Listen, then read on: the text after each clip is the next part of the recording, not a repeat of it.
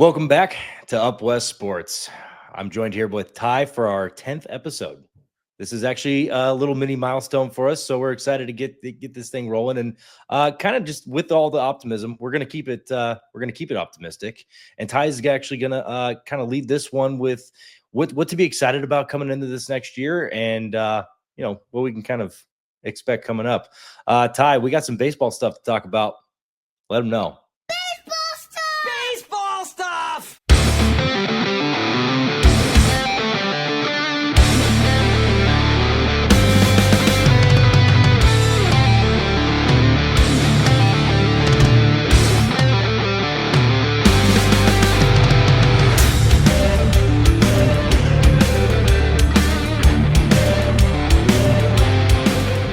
Yeah, so the big thing I think that we want to try to do this episode is keep things positive and optimistic.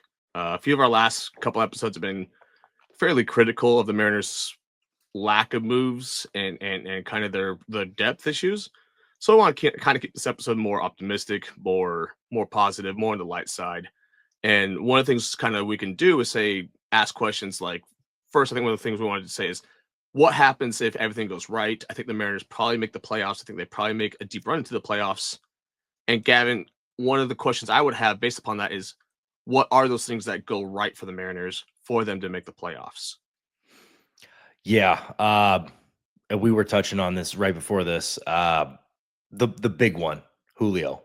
Julio playing to Julio standard, and I think even Julio knows what his standard is. He can cap out with 40 plus home runs. I think he has that capability. He can cap out with 40 plus bags. He can, potentially hit close to 300, if not over 300. The guy can give you 30 plus doubles, and you wrap that up and you make that a year where he does everything. That is kind of the first thing that I look at as the cornerstone, the piece that really moves the needle. Julio's that guy. Yeah, I think you're right. As Julio goes, the team goes for sure. And I think kind of the optimistic perspective to take is with Kevin Seitzer and Edgar down there. You're hoping that maybe things will be a little bit different for him to start the season. Hopefully he gets a decent April and May rather than a slow April, May. I mean, if he comes out hot, that's even better. But, just coming out hitting 250, 260, 270 would be fantastic, right? Yeah. I think if he can do that, the Mariners have a better than have a better have a good chance to make the playoffs, rather than not make the playoffs. And I did want to pull a optimistic, positive view of obviously the negative Justin Turner comments. He did say how much he did say how much he really liked Dan Wilson. And it sounds like Dan Wilson has a good handling on that club. There's a lot to like about Dan Wilson being the guy at the helm for this ball club. And as you mentioned, Kevin Seitzer and getting his assistant in. Man, I've heard nothing but great things. We had Jordan Cowan on our on the podcast not too long ago, and even he was talking about playing for Seitzer when he was with the Braves organization, and just the knowledge that he brings and the way that he approaches it, and he keeps things simple, and he doesn't put too much in your head. Hey, let's cut everything out. Let's hunt the fastball. Let's do some damage here with what we can do. And he takes players' abilities and he maximizes them. He doesn't make a singles guy into a home run guy. He doesn't take a home run guy and say, you need to get on base more. He takes a home run guy and makes him a better home run guy and tries to limit the strikeouts. So there's a lot to really look forward to. And I just wanted to point that out from Justin Turner's, even though they were very, very critical. We wanted to stay away from the critical, and we wanted to just kind of enjoy some of the good things that were being said. Well, I think going along with that comment, I made the mistake of saying that Dylan Moore's OPS was under 70 the other day. I meant his WRC plus at his splits at home were under 70. And his OPS, I think, was right around at 70 at home. Not good, but if you got Kevin Seitzer and Edgar Martinez maybe helping you balance that out, because he's a 135, 140-ish WRC plus away from Seattle. So if you can get that to even out a little bit, I think that is worth maybe 1 or 2 extra wins. You get a little bit of extra production out of JP Crawford rather than what you had at all of shortstop last year. I think that's maybe worth 1 or 2 more wins. And you get just average play from Polanco at third base. I think it is worth maybe another half to maybe another win and a half. And so there is the chance that just bringing in the coaching, or I guess not bringing in, but keeping the coaching staff you had to end the season last year does a little bit more to help this team than maybe bringing in some bat off the free agent market. Yeah. And you mentioned JP Crawford there too. I'm excited to see maybe a potential bounce back. I know everyone's got it in their head that there's just no way he's bouncing back. Um, there's a chance that there really is a legit chance that he can actually bounce back. Once more beyond that, I did want to give a shout out to Jack Lopez. We were watching the game the other day. I actually texted Tye. Of course, it's the other way. I was texting Tye about Jack Lopez. This guy made like 3 or 4 web gems. Rick Riz was just, gassing him up and everything. And man, he was just making plays left and right. Every inning, Jack Lopez was just on front and center. And then he comes away with 2 hits off of, I think one of them was off of major league pitching. The other one was not. Jack Lopez is somebody that you should definitely just keep in your back pocket and just see what happens.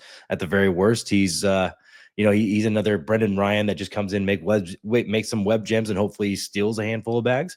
But wanted to at least give him a shout out because he had a heck of a game defensively. And I know they said don't really care about the stats in spring. Well, the defensive web gems you can care about. Samad Taylor also made an incredible play in the outfield last weekend. I think it was one of the night games. It might have been a Friday night game.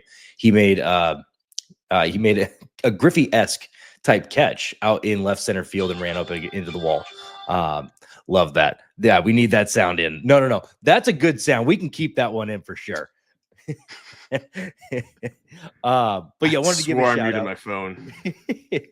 Dude, it's not a problem. In fact, that's actually a sound we need to integrate more. Whenever we say something cool, we need to have that one in. But defensive web gems, I think, are the one thing that you can take away from spring training and say, oh yeah, like the guy was all over the field. He was a maniac. We love watching this guy play.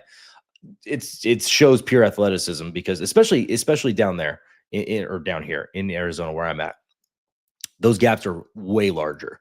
The field's for the most part bigger, and most parks it's bigger than when you come back home in Seattle, and that's why you don't see as many doubles, is because the gaps are a little closer to home, and it's tough to stretch singles into doubles and doubles into triples. But yeah, that was I just want to give a couple shout outs there to what I've been seeing so far this spring, and keeping it positive. Tye, you're muted. You need guys like that, right? Like Rivas the year before, and you got Caballero the year before that. You need those guys because no one plays all 162 anymore. No one does. No. Guys play 140, 150 games. So you're going to need a guy to come in there, play 15, 20 games, 30, 40, 50 games, depending on if he's got some utility and can play some different positions. And, if a guy can do that and be a defensive wizard, he provides you with a little bit of spark too, right? Like if you come in from a half inning after a great web gem, maybe that sparks the bats coming around on the next half inning, hopefully. Yeah. And I did want to just give a shout out to all of our listeners right now. We're still a small platform, and we just started growing at the beginning of January, and this has been a lot of fun for us. But what helps us grow is having you guys engage and throwing out a question or a comment, or even if it's just something that you agree with, we'd love to hear back from you guys. So feel free to anything that we cover in our any of the topics that we cover, anything that we go in depth on. We'd love to hear your thoughts. It actually does mean something to us, and we'd like to address it in our episodes and give you a little bit of a shout out and shed some light on your thoughts, opinions, and everything. Because just like you guys, we're fans. And we nerd out and look at some heavy stats and everything. That's just what we enjoy doing. And Ty and I have been doing this for what's it been, like almost 15 years. Yeah. Yeah, something like that. We met at Wazoo, and we've just been talking all Seattle sports, but really, really primarily Mariners. And we just have fun. We just have fun doing this and enjoying this, and that's why we created this podcast. But yeah, just wanted to give you guys some credit as well. You guys are, you're watching our show, so we'd like to hear from you guys. But yeah, Ty, I wanted to kick it back over to you. Well, just trying to keep us maybe back on topic. What do you think is another thing that has to happen for the Mariners to make the playoffs? Like the Mariners make the playoffs, so the Mariners, win the division if this happens. Yeah, and we covered this in probably our last episode, if not our last couple episodes. We've been so blessed with our pitchers just not being injured, knock on wood, and not being injured, I guess, long term. That's another thing that has to happen, because beyond that, you got Emerson Hancock, who could spell somebody for, if he were to jump into the fifth spot in the rotation. I don't think he'd give you terrible games. I think he'd actually do pretty well, especially in the early months, because he has turned into kind of that ground ball pitcher. But I think Ty called it on nail on the head. If he goes to the bullpen and gets that velo kind of back up to where he was at when he was at Georgia, and he's 95 plus, and he's got that just dominating nasty changeup. Yeah, you're looking at a right hand, or no, he is right-handed. You're looking at another Devin Williams type, and that could really, really give your bullpen that boost that you have. It's pile season. There's a ton of arms in your bullpen, but you don't know if Brash is going to come back healthy, and you don't know what value he's going to give. You don't know if Santos is going to do the same. Mooney had a breakout year last year, obviously. Hopefully he continues on that. But you just can't have too many good arms out of the pen. It's not a bad thing to have too many arms out of the pen. So I think the back to the original question was, I think this staff needs to give you X amount of innings, or X amount of starts, I should say. If they can give you, 28 starts apiece, more 28 plus starts apiece from all five, I think you got something cooking. That mixed with just a little more production. It really is not a lot, just a little more production than what you got from your hitters last year, which I guess is another question for you, Ty. We didn't add, obviously the offseason, it came and went, and we didn't add a ton, right? We added Donovan Solano, and we got Jorge Polanco back at a cheaper price with incentives. Seeing these guys in a second year, guys like Mitch Garver, can he get much worse? Or do you expect him to get better? Do you expect these guys to get better year two and with a little bit of chemistry? Well, I think maybe that's another way that the Mariners make the playoffs, is if you get just a little bit of production out of the two Mitches, right? If you get 20, 30 games of 225 baseball from Haniger, where the K rate isn't 30%, the walk rate's above 10, 12%, right? Somewhere in there, he's giving you quality major league at bats. I think there's a good chance. Same with Garver. If he's not going up there hitting 150 and he's going up there hitting 250, I think you have a much better chance to make the playoffs. And that's not even him hitting to the back of his baseball card. That's just him getting close.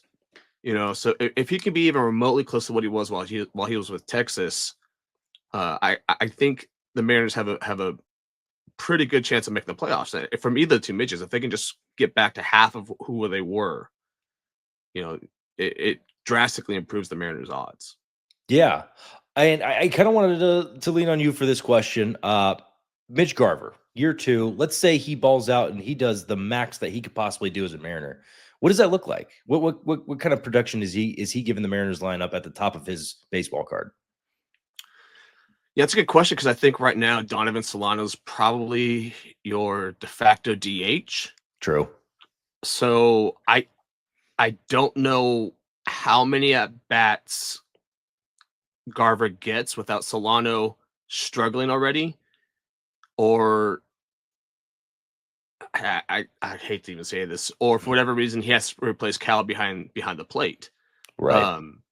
And you know, you know, quality production from Garver, I think, is maybe expected if he's not the go-to DH by the end of the season. If he's just the backup catcher, I think you're looking at maybe 150 to 200 plate appearances, 175 max AB, and hoping you got maybe 210, 215 out of him with maybe 5 to 10 bombs. Kind of maybe what you got out of Tom Murphy back in the day, right? Yeah. OPS in around 775, but hitting around 230, 240, right? And just being a solid backstop. If he does turn out to be your everyday DH because Solano's struggling or someone goes down an injury or for whatever reason, and he's the reason you're going to the playoffs, it's probably 260, 275 with 20, 25 bombs, 75 to 90 RBI, right? It's good, solid, 3.5 to 4.5 WAR, in my opinion. And if he can give you that, you are absolutely making the playoffs if everything else stays the same from last year. Even if Julio struggles and Garver can rise to that 3.5 to 4.5 WAR player, I think you have a chance to make the playoffs. Well, and here's the scenario and kind of a question for you revolving around Mitch Garver. So you mentioned Tom Murphy, and I remember him having that really good year, but he was platooned with Omar Narvaez, and both of them, I'm pretty sure both of them were 18 plus bombs, and that was a heck of a duo from your catchers. From two catchers hitting 18 plus bombs. I think Murphy was 250 plus, and Narvaez was probably like 230 plus, somewhere in that neighborhood.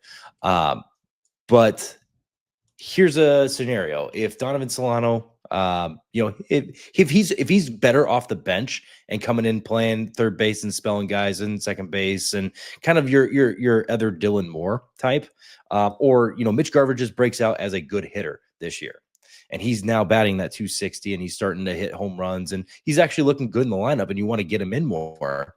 Does it benefit you to add him in behind home plate more and split the games with Cal Raleigh rather than go three out of 4 games with Cal Raleigh? Does it make sense to go 2 out of 4 Cal Raleigh and give the other 2 games him to DH? And that way you're going back and forth, saving each other's legs and getting production from both. What I would like to see is I'd like to definitely see him catch at least 20 to 25 games from Kirby. There appears to be really good chemistry there. Yeah. Nothing against Cal, but sometimes two guys just get along together, right? Like they just work well together. And Kirby was seemingly way more effective with Garver behind the plate last year. So at least that. Now, I don't know how much you want to take Cal's bat out of the lineup by putting Garver back there more often. The issue I have with that is you're either DHing Cal, which then doesn't truly rest his legs, or vice versa. And so like my problem would be like you DH him.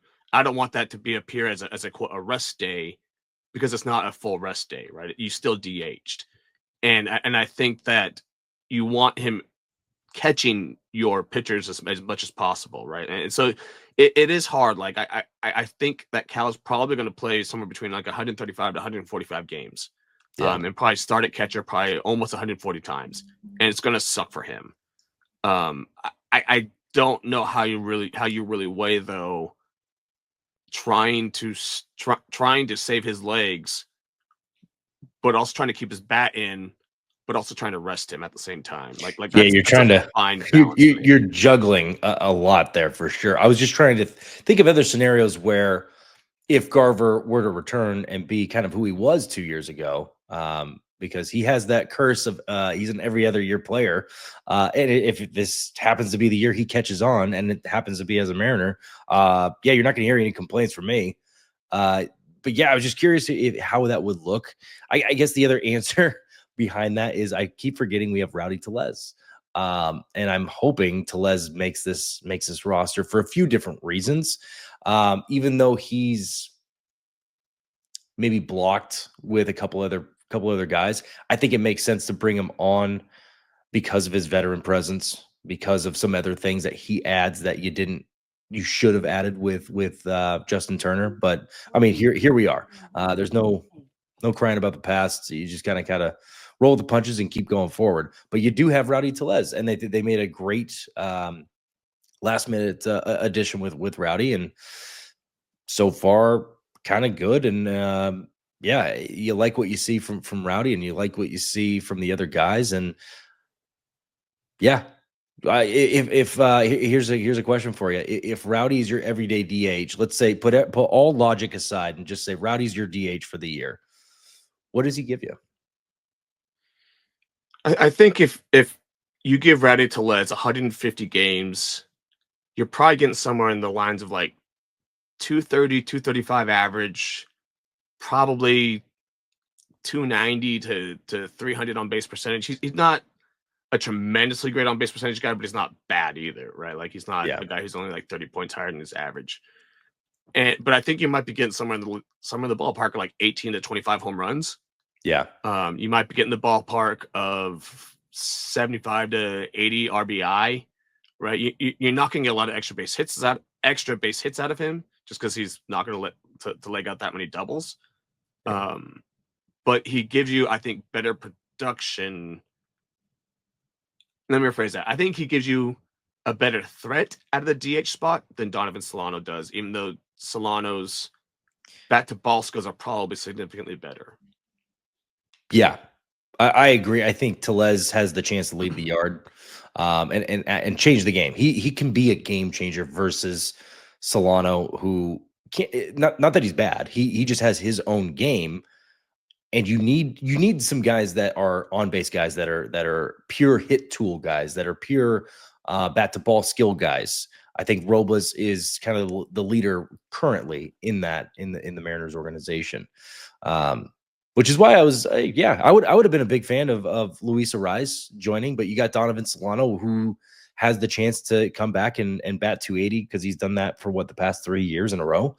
Um, and he's given you probably 100 games or right around 100 games or more on a yearly basis. So yeah, I think you have winning in the numbers because you have depth of either 4A players that are ready to break out, like Ryan Bliss and Samad Taylor and some of these other guys.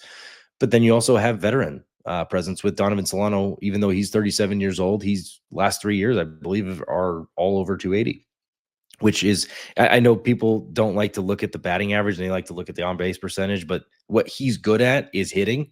And so I do like to look at the batting average for guys that are hitters, that are the bat to ball guys. And he's one of them.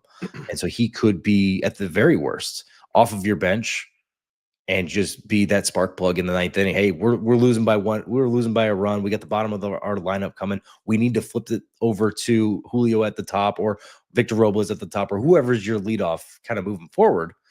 And we just need a spark plug in the ninth inning. I think he's also that. I think he could also provide you with some spark late in the game that can give you some of that.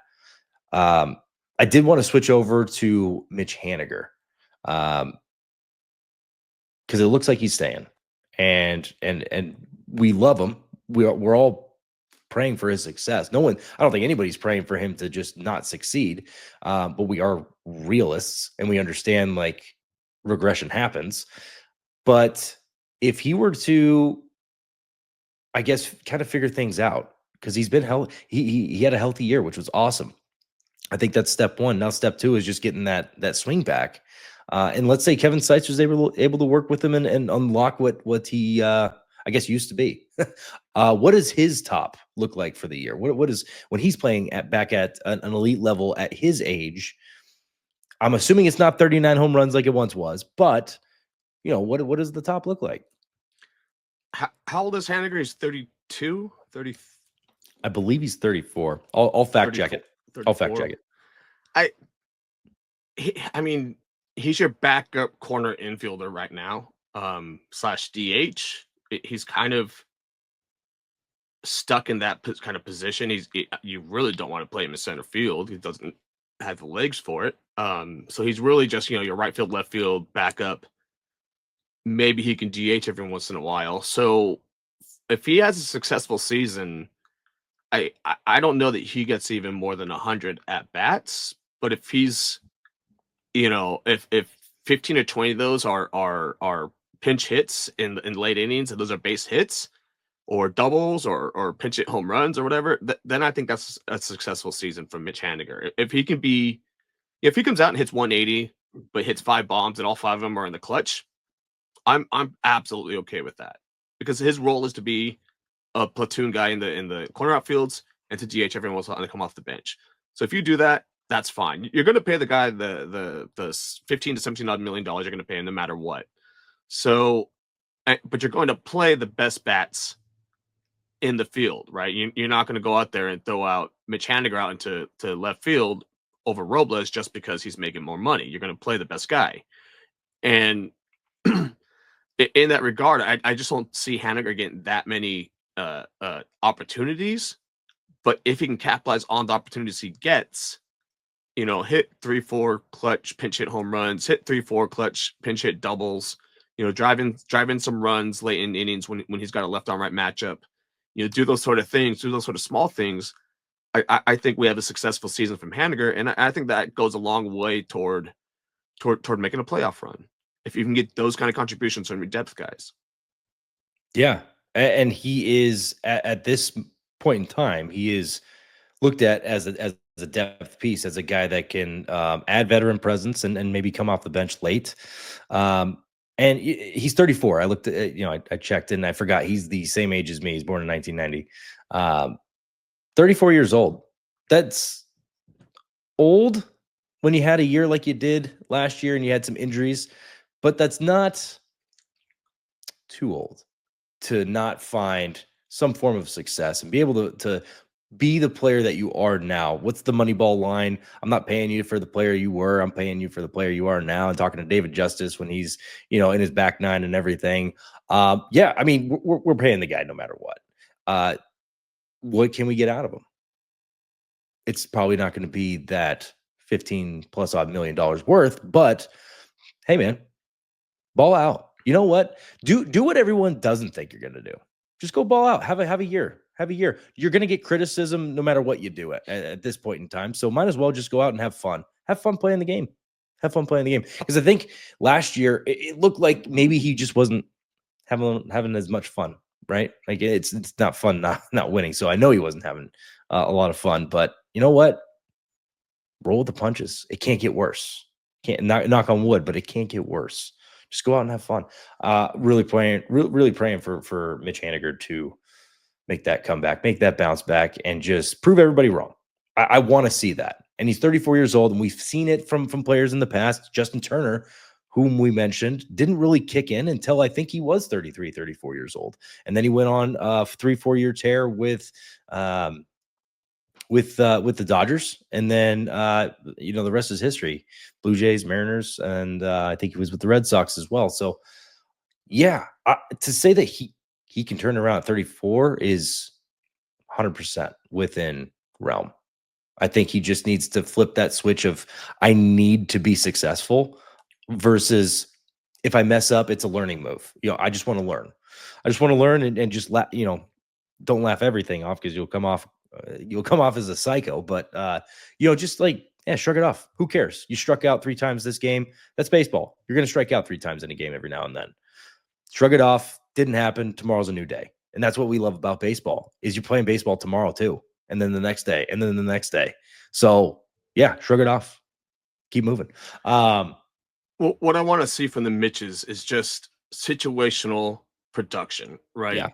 Driving that run when you came in to pinch hit, get on base and came in to be a pinch hit, drive up the pitcher's pitch count to, because you took an 8 pitch at bat, even though you didn't get on base, right? Do the small things situationally to be productive. And I think there were some times last year where Haniger and Garver did that, but it wasn't throughout the entire season. And I think if they can do that, you squeak out 1 or 2 more wins, and that's all you needed last year, to be entirely honest, was 1 or 2 more wins. Going along with just a little bit extra production, I mean, Gavin, what does the infield have to do for this team to make the playoffs? I don't think it's that much more, but I think they do need to step it up a little bit. What do you think it looks like? What do you think this infield production looks like if they make the playoffs? They make the playoffs, you're getting consistency. I think is the best way I can put it. Is, you're getting guys that can you're getting a couple guys that can find their role. If Jorge Polanco is your third baseman for the year, he is he's your third baseman on game 1, he's your third baseman on game 81, and he's your third baseman on game 162. There's consistency to that, right? Same with Dylan. If Dylan Moore is your second baseman for all 162, or the duration of the season with days off as needed. If JP Crawford's your shortstop for the season, and you get just average production, average doesn't need to be all-star material. We want it to be, but we don't need it. Just be good and just yeah, kind of going back to the Mitches and what you talked about situationally. I want to see the RISP number go up, because we looked at the RISP number last year and it wasn't good. I remember their batting average with runners in scoring position was not good. Find ways, and you know what? They started making adjustments as the year came along. They started bunting more. Victor Robles got on. Luke Raley got on. Random guys were bunting and getting on. I love that. I love that you tried something new. You didn't just round peg square a hole it and say, no, this is the way we play baseball. If we're not playing good, we'll just figure it out next year. No, you actually tried to make some changes. And it worked, because those bunts were getting down and guys were beating it out. Luke Raley was beating them out. That was awesome. Try something new. If it's not working, change it up. Consistency is what I would like to see from the infield. I don't care who it is. I'd like to see consistency. That's what I think. Well, a consistency not just across like playing a majority of the games throughout the season, but consistency also. I want to see that in their splits. Like, I don't want to see Dylan Moore having another 60 WRC plus at home and 140 WRC plus away. Level it out, and I think that you might squeak out 1 or 2 more wins there. Luke Raley with a 900 OPS at home and a 700 OPS away. Well, let's even that out a little bit, right? Like, I get it. You got great splits at home, which is nice for Luke Raley. But if you can even that out, maybe that ekes you out 1 or 2 more wins for the season. And same with Polanco, where if he can just get back to like 75% of who he was, yeah, you probably eke out 2 more wins than you did last year, right? And if he can show that production throughout the season rather than having one little spike, right? I think he had like 1 month where he hit like 230 or 240 or something like that, but everything else was pretty suboptimal. And so if you can get that consistency throughout the season rather than in intervals or in spikes, I think you have a better chance of making the playoffs as well. And yeah, that's to elaborate on what I meant by consistency. It was if you're playing 145 games at one position, you must be doing something right. There's no way you're platooning with somebody if you can't hit lefties, if you can't hit righties, or if your splits aren't doing well, you're platooning. You're now not consistent. You're now playing 120 games instead of 140. You're now playing 100 games instead of 135. Whatever the case may be, that's what I meant by consistency, is being able to stay the duration of the year and being able to hit month to month and not fluctuate as much, like you had mentioned with the splits. If you bat 350 in April, which doesn't happen very often, but if you bat 350 in April, let's not go bat 220 in May, and vice versa. If you bat 220 in May, let's get back up, to where we need to be, and then find the consistency rather than having 1 month of a spike and 4 or 5 months on a down. Let's have like 3-4 months be fairly good or average, and then maybe you have one bad month. Like, yeah, that happens, but make it the opposite. Don't have 1 month spike, have 1 month down. If you do that from your entire infield, even if it's just average, and you have one suboptimal month from each of your hitters, hopefully they're all in different months, but just 1 month where your infield just doesn't quite do what they're supposed to do. Yeah, I think you're looking at a very good team if you get the same thing from your outfield. Even if Julio's like, I guess for the average player, he's above average, but for him, it's his average. It's 265 with 25 home runs. That's I would say average, maybe even below average for him. And then Randy hits you 20 home runs and maybe he bats 240. And then Robles bats 260 and gets you, I don't know, 5 home runs or something like that. He's not a home run hitter. You get that all across the board, and each hitter only dips for 1 month. Yeah, you're looking at close to 90 wins, if not a little bit more, especially with the way the AL West is set up right now. It's there's the pitchers that you're facing are not elite. There's a couple of them, but Shohei left, Verlander left, even though he wasn't quite elite last year.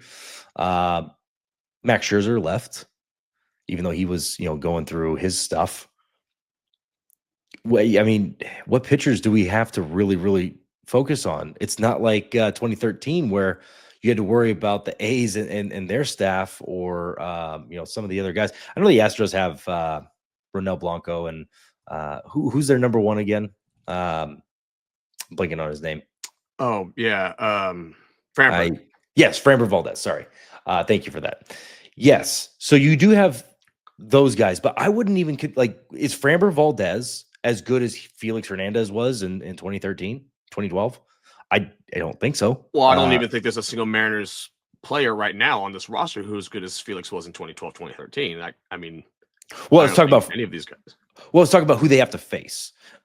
Is there anybody that you really have to like?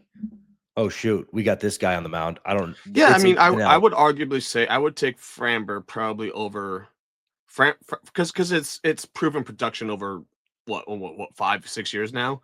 I would take Framber as my number 4 over Miller, to be entirely frank.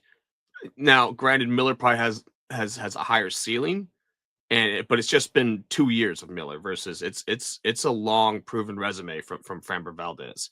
He is one of the premier pitchers. He's probably one of the top 25 pitchers in the league, in my opinion. And so, like, if he were on the Mariners right now, I would have a hard time saying Castillo's better than him. I would have a hard time saying that Miller or Wu are better than him. I would have a hard time saying that Kirby is better than him. Probably the only guy that I can affirmatively say, like, I have no doubt that you would start ahead of Framber is Logan Gilbert right now. Yeah, I just looked up his stats. Yeah, he's pretty good. Let's see, his worst year in the since 2020, and it was 2020. He only had 70 innings, and it was a shortened season. He had a 3.57 ERA, 70 innings, 76 strikeouts, 16 walks. Still had a really good FIP though. I've been looking more into FIP, and I do actually like FIP. The fielding independent pitching. For the year, he had a 2.85 FIP. That's pretty good. That's pretty good. Even though it's only over 70 innings, it's still pretty good. Well, even when you look at his service numbers, you have to realize he pitches in Houston for a lot of his games, and that's a hitter's ballpark. So, his numbers are good, but even consider that they could be even better if he was pitching in a pitcher-friendly ballpark like Seattle. Right. Yeah. No, and that is a good point to make there. But yeah, over his last years, he's put up 2020 he had 1.2 WAR, 2.5, 3.4, 3.1, and then last year he had a 4.5 WAR season. So yeah, he's been pretty, and he's consistent. He's been pretty consistent in how good he is. Outside of that, he and Jacob deGrom are the only two pitchers in this division I worry about. Not that aren't on the Mariners. Yeah, it's not like you're playing in one of the other divisions. It's not like you're playing in the AL East where you have to. Everybody's number one, is going to be good. Everybody's number two is going to be pushing, if not good. It's not the NL West where you're facing Corbin Burns. You're facing on any given matchup. You're facing Corbin Burns, Shohei Ohtani, and we all know how good their staff is. And then the Padres just got Nick Pivetta and a couple other guys in their rotation. So we do have a path to success that has been built just by the AL West being kind of subpar starting pitching wise. Well, and Granted, if this bullpen can just be slightly better than they were last year, right? And yeah. and they don't have to be. Let me phrase that. I guess better isn't the word I'm looking for. Healthier is the word I'm Healthy. looking for. If they can be a little bit healthier, where guys are not being thrust into more high leverage situations than they need to be in a row, or being overtaxed on road trips, or being overtaxed because you got guys who went down with injuries, whatever it is. If guys can stay healthy for the most part in the bullpen, I think that you have a high chance of making the playoffs as well. It just goes back to like this rotation is leaps and bounds above the rest of the rotations in this division, and so if you can just maintain the runs, the leads that allows you to have with decent bullpen play, then I think you have a good chance of making the playoffs. Yeah, we talked about the bullpen the other day on guys that had to kind of go outside of what you need them to be, because we talked about the bullpen, and our 7 and 8 guys are probably better than most others 7 or 8 that are in the bullpen. Trent Thornton was a guy that we talked about that had to kind of step up in high leverage situations when normally you'd use that guy as kind of your middle relief, or game gets out of hand, not out of hand, game gets away by like 3 runs in either direction. He's now that guy. He shouldn't be coming in 1-run games in the 7th, 8th, and 9th. But he did, and he did show out. He did have some down times, but he also had some clutch times. He was kind of 50-50 on it. But now if you get Santos back, if you get Brash back, and they're healthy and they give you a good solid season, you get Troy Taylor back, and he is what we just saw from this past year. Ty, I know you're chomping at the bit to talk about this guy. There's a guy in the bullpen that the Mariners picked up not too long ago, and I'm a fan. I think that the Mariners could actually work with him and get him done. Ty, you want to talk about him? You're gonna have to list his name off because you're talking about Fujinami. Yes, I am. Okay, yeah. If he maxes out and he gives the Mariners the best season he can give, what does it look like? Well, I'm not 100% sure he makes the roster. Yeah, because he's going to be. I think he's too good to tuck away in AAA, and some team he's going to want to walk away if he doesn't make the roster that come out of spring. He'll probably walk away and try to make some other major league roster. But if you can't tuck him away, guys are going to get called up throughout the season no matter what. Fujinami has a nasty fastball. He does. And he could dial it up there 96, 97. I think I've seen him touch 98, 99 at times. But he doesn't know where it's going half the time. Yeah. And one of the things I do wonder about the Mariners pitching philosophy is if it'll help him, because from the top down of that organization, they believe throw your stuff is nasty, hitting is hard, throw it middle. And I wonder if the places he's been have tried to have him nibbling on the edges, dialing it in high, dialing it in low, and having him trying to locate more than he's capable of locating.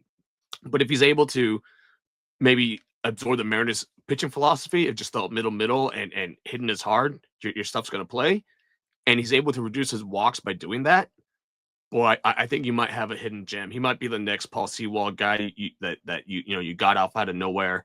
He might be the next Casey Sadler. He might be the next boy. I'm drawing up blanks on names here. I mean, Casey Lawrence was a guy that stepped up out of nowhere. Yeah, we've had some. Drew Steckenrider had a really good year. Gabe Spire came out of nowhere. The Jerry has had a keen eye for reinstating pitchers, I guess is the best way to put it, or just revaluing pitchers and putting them in the right situations. Not for nothing, his first 2 outings, it's still a small sample size. His first 2 outings, He did well, and then his last outing, unfortunately, he went what was it, 2/3 of an inning, and gave up some hits and some walks. So his stats right now are not reflecting what you would like to move forward with. Right now, he has 3 strikeouts, 3 walks over 2 2/3. He's given up just 2 hits and 4 earned runs, all of them earned. Well, I kind of go back to the notion of the pitching philosophy, along with the one at middle hitting this hard, right? As the Mariners pitching philosophy, they also like to just be like, hey, throw your fastball or throw your pitches and rely on your defense, right? And I don't know how much support he was getting with what was it, Oakland. I'm sure he wasn't getting much there, and then Baltimore. I'm Yeah. not sure what his defense looked behind him while he was in his short stint in Baltimore. But I do know that SIS likes to put the Mariners pretty high up usually on defensive positioning and increasing the chances that the players are able to make a play on the ball. And so a guy like Fujinami could very, very, very, very much benefit from that sort of philosophy. And If he's able to just throw middle, get the ball on the ground and get the outs that way, rather than trying to stay, 11, 12K per nine, if he can drop that to like 9.5 and just trust his defense, I think he can be very, very effective. And just to kind of help our listeners understand, can you talk a little bit about what SIS is and that part? Sure. So, Sports Information Solutions, I think, is what it is, and they track things like, I mean, they're if you want defensive statistics, they're tracking them the best. Percentage chances that a guy has to get a ball, sprint speed, route tracking, all that stuff. They're looking at all that data and then compiling your defensive stats. And I mean, the Dodgers are routinely first in almost every category when it comes to that, and it's probably why they're so effective. But the Mariners are usually in the top 5 in most of those defensive categories from SIS baseball. Now, you mentioned a stat that you really like to dig in when you're looking at I guess maybe it's the infielders that you like. There's a certain stat, and I'm blanking on it, but you always refer to it, and it shows kind of a different story and how good somebody actually is. What was that one again? I mean, the traditional one everyone wants to use is fielding percentage, but that's such a. I mean, when you looked at Brendan Ryan, and Brendan Ryan would have like a 96% fielding percentage, it'd be like the last in the league. You knew that wasn't telling you the full story, right? That fielding percentage Yeah. was taking into consideration the fact that he was getting to balls that 99% of other shortstops can't get to, but then he was airmailing the throw. and so it doesn't really, fielding percentage just doesn't tell you a whole story. What I like to do is I like to look at UZR, TZR for infielders. Sometimes I'll take a consideration outs above average, but not really, because sometimes that can be really based upon defensive position as well. And then for outfielders, I really like to look at DRS. How many outs are you creating as an outfielder? But UZR, TZR, I can't remember which one's Fangraphs, but it generally will tell you how good an actual infielder actually is, and it's usually based upon a 0 plus minus. Yeah. And I remember you going in depth on that a couple times with me, and one of these days I'll remember them. But I remember you really like to utilize those, and those are really handy because I think the common baseball fan probably doesn't know too much about that, including myself. Like, that was something new for me, and I really like being able to use that. Those are some of the analytical sides that I like to see, just to kind of get a different perspective on a player.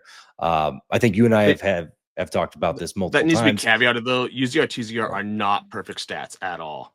Yeah, it's They again, are it's defensive statistics are so hard to yeah, have any consistency with whatsoever. So yeah, and that's why we like, especially with pitchers, but also as we are kind of working through the defensive players, it's that good balance of passing the eye test and also those numbers.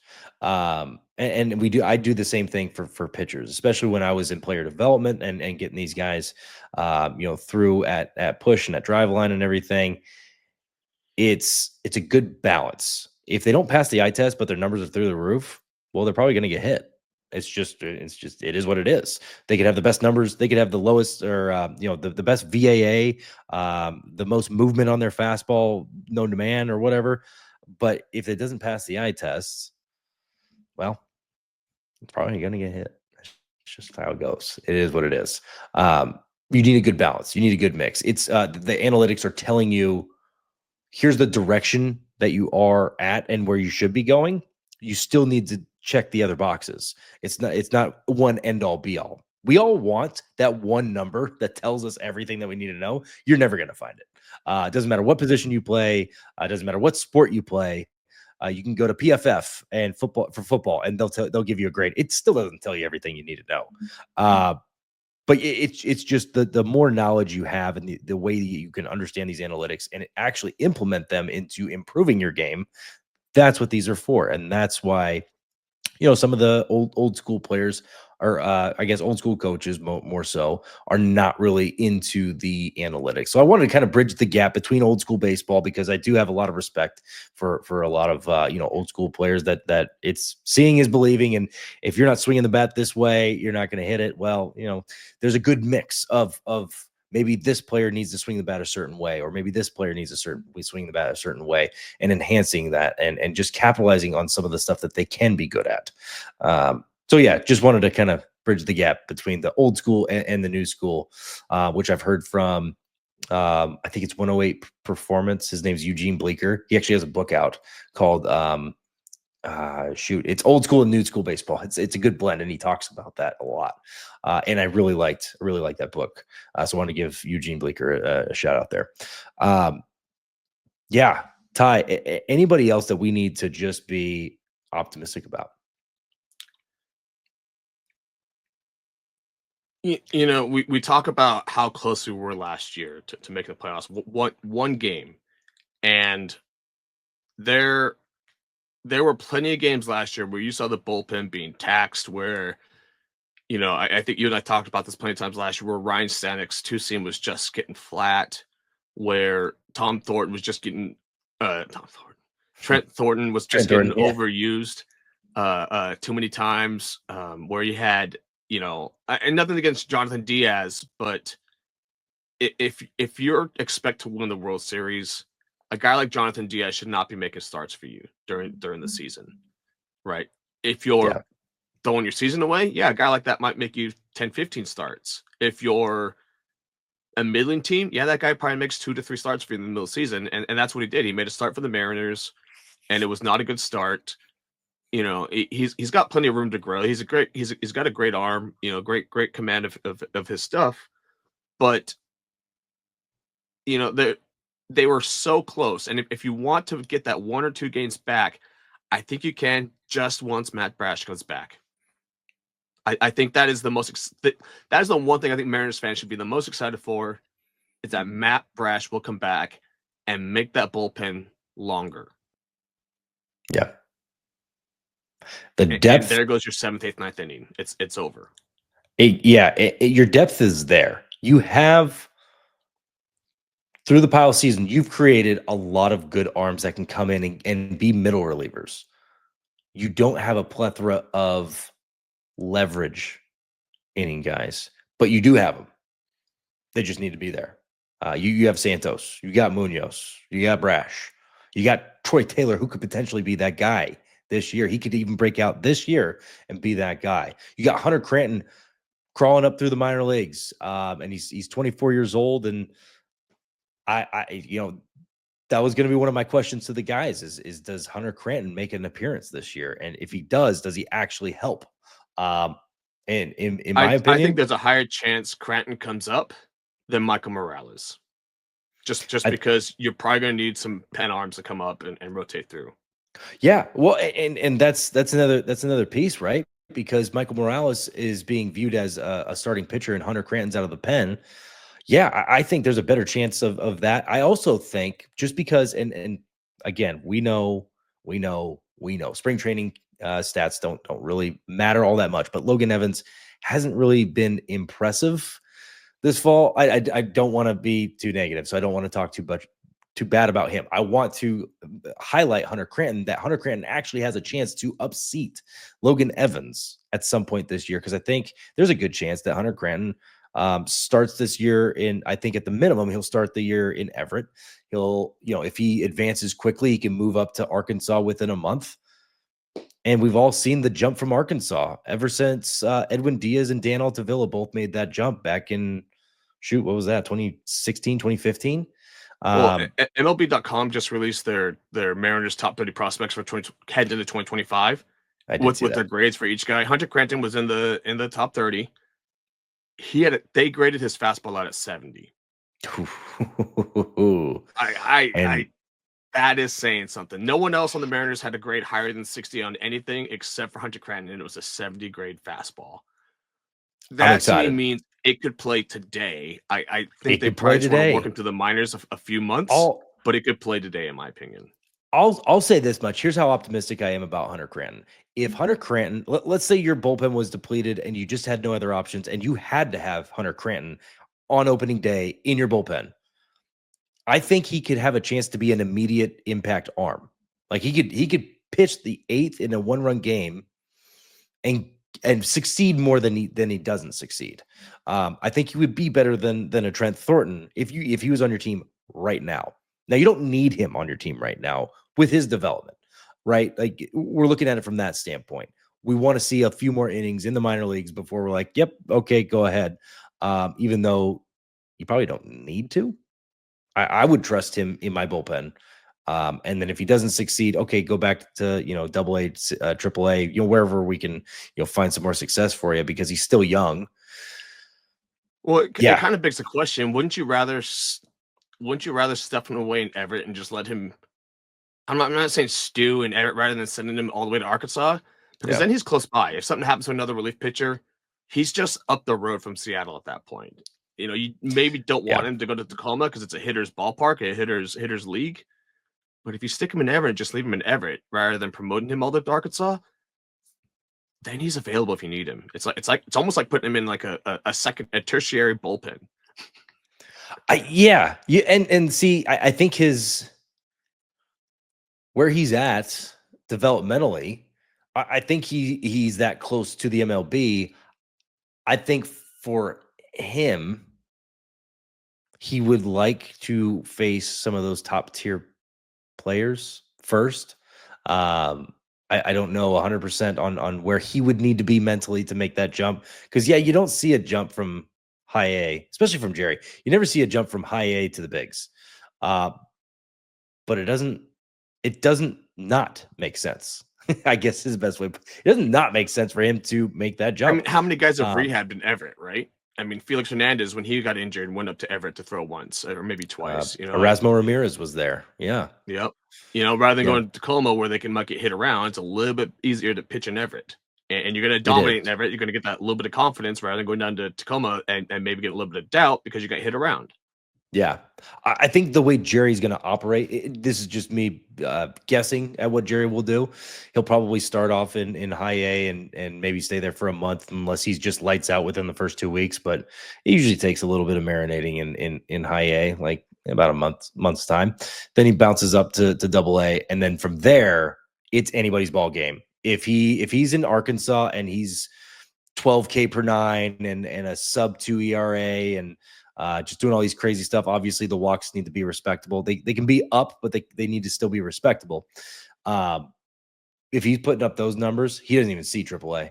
Well, I, he'll just be with the I boys. still take single A and high A numbers with a huge grain of salt when it comes to pitchers, just because I don't know how much of it's just a guy working on stuff versus Mhm. working situations at those levels.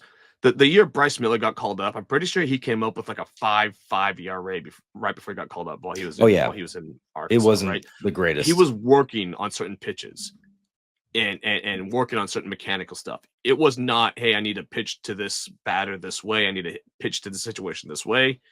It was, hey, we want you to work on your fastball. Hey, we want you to work on your slider. Hey, we want you to work on these off speed offerings. And they weren't really concerned about the ERA numbers. They weren't concerned about how many home runs he had given up. They weren't concerned about how many walks he had given up. They were concerned about how each pitch shape looked. I think more than anything. And so even if Hunter Cranton's got like a 4 ERA down in Everett, I I could still see him getting the move all the way up to Arkansas.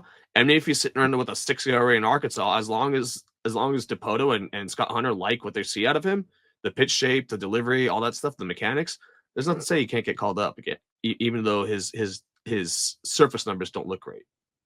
Yeah, it just, I guess the one piece that just we're all left in the dark on is what do they like?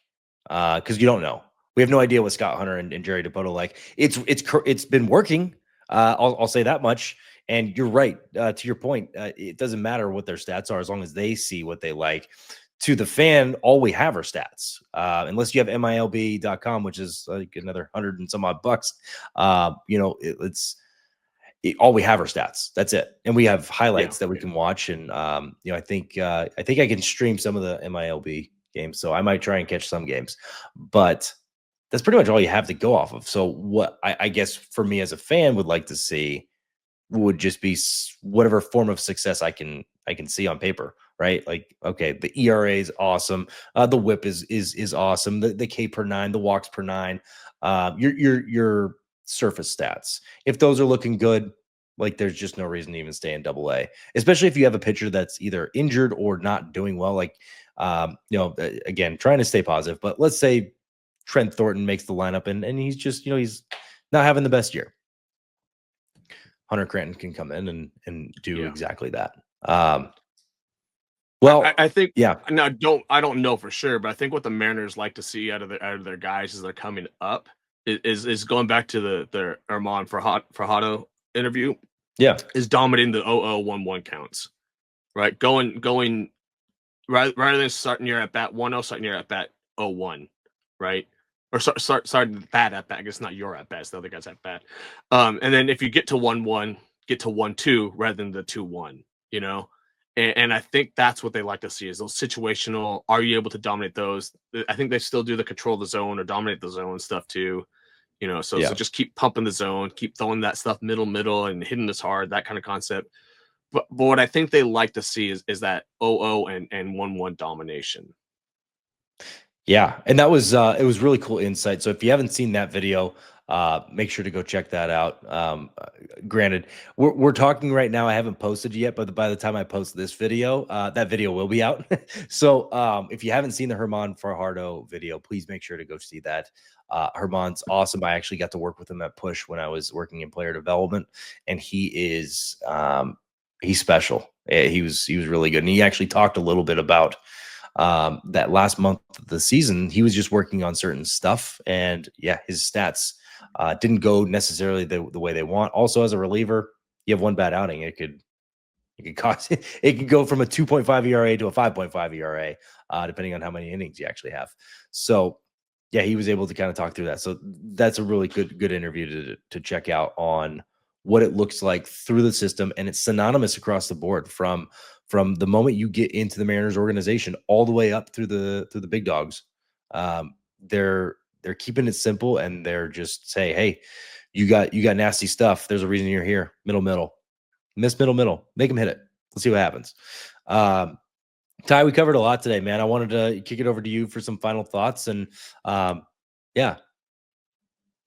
thoughts. I guess the one thing I think Mariners fans maybe should be optimistic about is bringing back some of that old school, right? Dan Wilson coming back again for this year, Edgar back as the hitting coach, bringing in Kevin Seitzer from the Braves, bringing Jay Buhner back into the booth for I think it was like 20 or 40 odd games this year.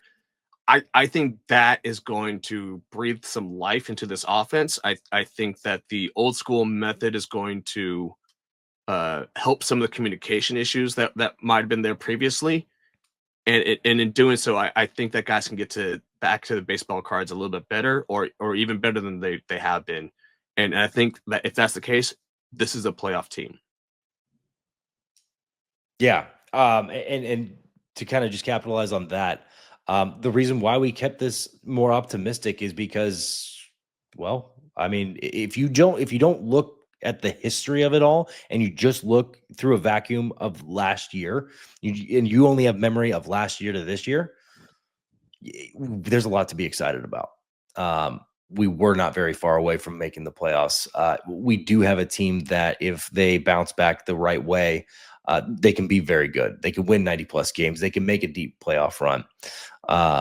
So we wanted to try and stay optimistic at least one episode, right? We just wanted to at least change the tune a little bit because, there's a lot of negative out there. So we wanted to try and keep it a little positive and also just say, hey, you know what? What's the worst that can happen? We get a chance, we get a lottery chance at a high draft pick. Okay. All right. Let's go get one of these big names and change the program around or change the organization around. Either way, there's a lot to like. Stay positive. For Up West Sports, that's Tye. I did it right. Let's go. I got it the right time. Okay. For Up West Sports, we got Tye. No, Tye the other way. For Up West Sports, that's Tye. I'm Gavin. Just remember, life's too short. Gas up your boys.